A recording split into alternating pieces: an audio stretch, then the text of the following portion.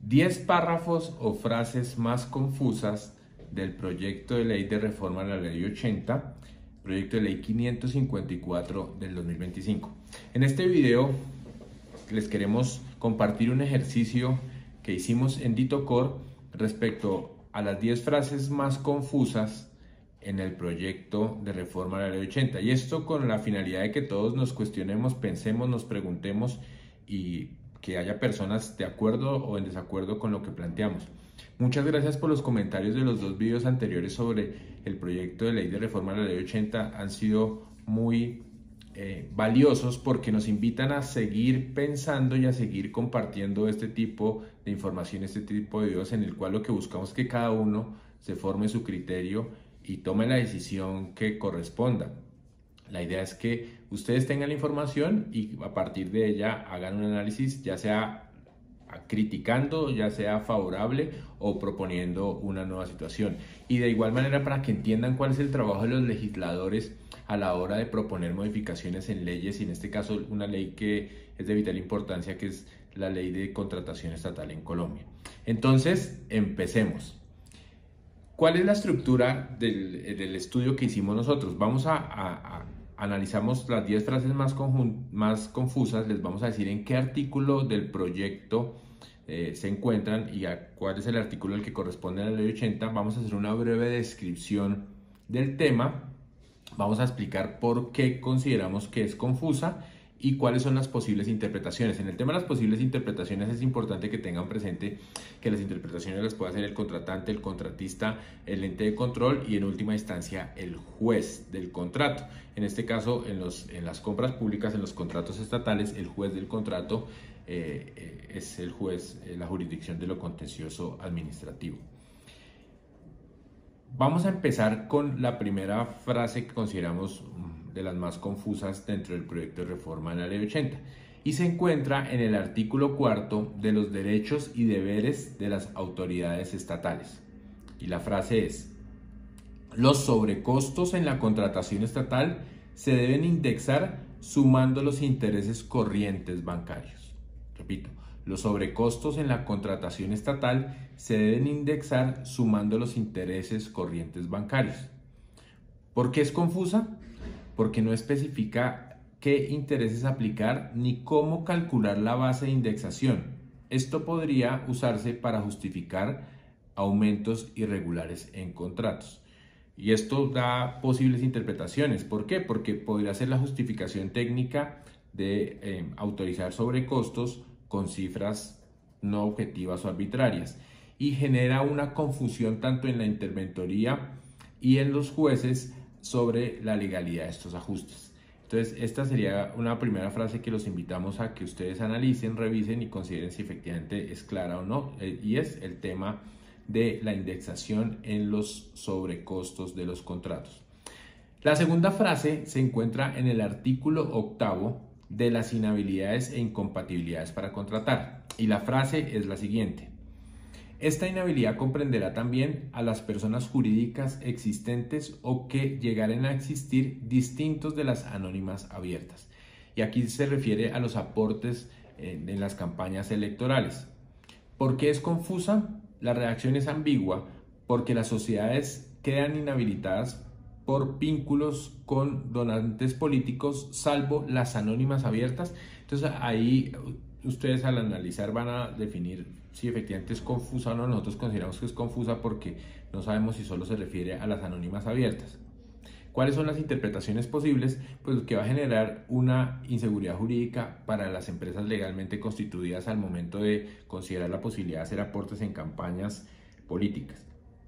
Y hay una extensión, o se puede dar una interpretación de una extensión indebida de las inhabilidades a socios o representantes sin relación directa con la sociedad.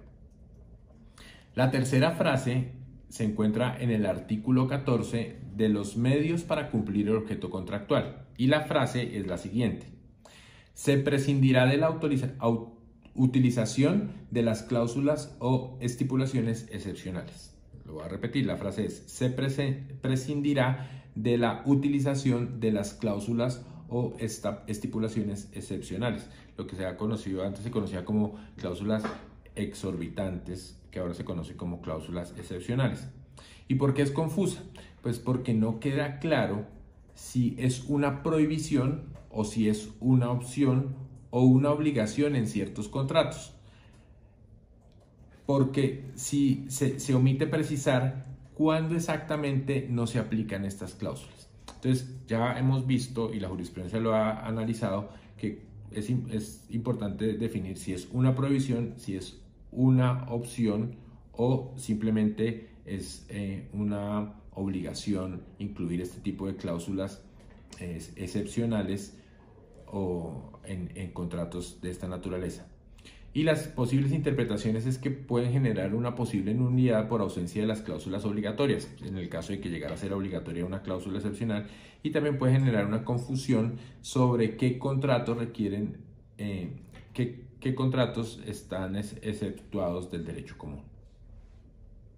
La cuarta frase se encuentra en el artículo 16, denominado de la modificación unilateral, y la frase es la siguiente: si las modificaciones alteran el valor del contrato en un 20% o más del valor inicial, el contratista podrá renunciar. ¿Por qué es confusa? Porque no define el procedimiento para renunciar ni los efectos contractuales. Implica un derecho automático o debe mediar autorización. Y básicamente lo que están diciendo acá es que cuando haya una modificación lateral que sea superior, igual o superior al 20% del valor del contrato, pues el contratista podrá renunciar, pero no está claro cómo, cuándo, dónde o qué procedimiento. Y se pueden dar interpretaciones. Se pueden dar renuncias tácitas o mal interpretadas y también el riesgo de litigios por supuestos abandonos del contrato. Aquí es importante aclarar un poco más esta frase. La quinta frase se encuentra en el artículo 18 de la caducidad y sus efectos, y la frase es: bajo ningún concepto la entidad podrá omitir la declaratoria de caducidad. ¿Por qué es confusa esta frase? Porque limita totalmente la posibilidad de que la administración analice la conveniencia o no de declarar la caducidad, incluso si hay razones de conveniencia o proporcionalidad. Interpretaciones posibles: que se den caducidades forzadas por un simple cálculo porcentual y que los jueces se vean obligados a anular por omisión del acto administrativo en el que no se hizo la evaluación contextual acerca de la caducidad. Sexta frase: artículo 24 del principio de transparencia. La frase es la siguiente: si el gobierno no expidiere el reglamento respectivo, no podrá celebrarse directamente contrato alguno, so pena de su nulidad. ¿Por qué es confuso? Porque condiciona toda la contratación directa a una acción del Ejecutivo. ¿Cuál es la acción del Ejecutivo? Emitir el reglamento. ¿Qué es el reglamento? Es el decreto que entraría a regular todo el tema de la contratación directa. Y no se aclara si hay una prórroga o si hay un plan de contingencia. Las interpretaciones posibles son que conduzca a una parálisis de la contratación directa en entidades descentralizadas y que se den demandas masivas por la nulidad si el gobierno no actúa oportunamente, es decir, si no emite el reglamento o decreto respectivo. Frase número 7, artículo 25 del principio de economía. La frase es la siguiente: se eliminará cualquier indicio de motivación subjetiva que tenga en consideración factores de interés o afecto de forma general. ¿Por qué es confusa esta frase?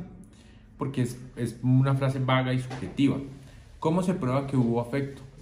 ¿Qué es una motivación subjetiva frente a una evaluación técnica?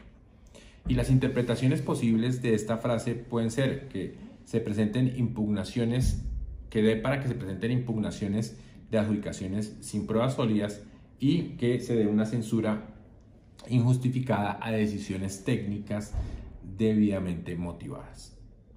La frase número 8 se encuentra en el artículo nuevo denominado del principio preferente. Aquí los invitamos a que los dos videos anteriores en el canal de ITOCOR hablan, uno en particular, sobre el principio preferente, que tiene 3 escenarios en el proyecto de ley.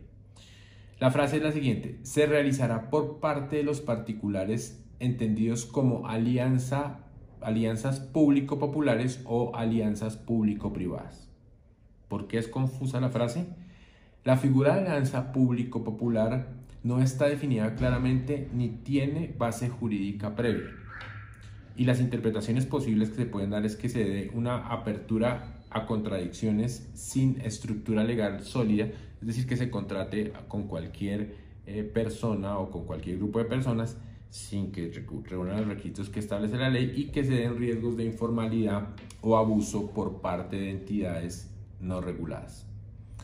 La frase número 9 se encuentra en el artículo 41 del perfeccionamiento del contrato y la frase es la siguiente: la legalización del contrato es un término que no contempla la normativa. ¿Y por qué es confusa? Aunque busca tecnificar el lenguaje, desconoce la práctica contractual, no propone una alternativa clara para procesos internos. ¿Y cuáles son las interpretaciones que posiblemente se llegaran a dar? Pues que se genera una ambigüedad sobre el momento en que inicia la ejecución del contrato y se pueden dar conflictos con normas presupuestales o de control fiscal. Y aquí es interesante ver que la legalización del contrato, dice el proyecto de ley, que no es un término que no se encuentra en la ley. Entonces, si el legislador lo identifica así, pues una de las posibilidades que tendría el legislador es regular ese término o simplemente no mencionarlo. Pero sí, la verdad es bastante confuso. La frase décima se encuentra en el artículo 44 de las causales de nulidad absoluta y la frase es la siguiente: cuando exista un vicio que pueda implicar un detrimento patrimonial que supere el 5% del valor agregado municipal. ¿Por qué es confusa esta frase? El valor agregado municipal no es una categoría jurídica definida ni es un estándar contable común. ¿Y qué interpretaciones se pueden dar? Pues básicamente las interpretaciones, de entre las muchas, puede ser que se dé una aplicación dispar según la interpretación contable de la entidad pública o que se den nulidades mal fundamentadas por ausencia de parámetros objetivos. Como vimos, estas 10 frases que en DITOCOR identificamos como dentro de las más confusas, lo que se pretende es que ustedes analicen, estén de acuerdo, no estén de acuerdo, pero que se cuestionen, que se pregunten, que emitan un juicio tanto a favor como en contra y que cada vez más todas las personas en este país nos involucremos con temas de compras públicas. ¿Por qué? Porque al final de cuentas, como lo hemos dicho recurrentemente, las compras públicas o el Estado es el mayor comprador de bienes y servicios que existe en el planeta y en este país también. Entonces es importante que cada vez más conozcamos las características fundamentales de los procesos de compras públicas para que tengamos criterios a la hora de definir, de hacer parte de una entidad contratante, de una entidad contratista, cuando hagamos parte de un ente de control, cuando seamos jueces o simplemente ciudadanos y queramos tomar una decisión respecto a quién autorizamos o a quién delegamos la función de dirigir las funciones en las diferentes entidades territoriales o nacionales. Recuerden compartir este video, recuerden darle like, suscríbanse al canal de DITOCOR. Estos videos están siendo motivados por los comentarios que todos ustedes nos están enviando por las diferentes plataformas, por YouTube, por nuestras redes sociales, por donde publicamos todos estos videos, y lo que significa es que hay mucho interés por los ciudadanos en conocer un poco más la información acerca de las compras públicas. Los comentarios todos son valiosos, los que están de acuerdo, los que están en desacuerdo, los que proponen una alternativa diferente, pero eso es lo importante, que estamos logrando que todos pensemos y que todos nos involucremos cada vez más en el tema de las compras públicas y en cómo se busca a través del Congreso de la República darle una modificación que ustedes dirán si es conveniente, si no es conveniente, si es necesaria, si no es necesaria. Muchas gracias por ver estos videos, compartan el video, suscríbanse al canal, comenten con todas las personas de su entorno, invítenos a que cada vez conozcan un poco más estas nociones básicas sobre compras públicas o contratación estatal, y recuerden, siempre, siempre, siempre hacer las cosas bien.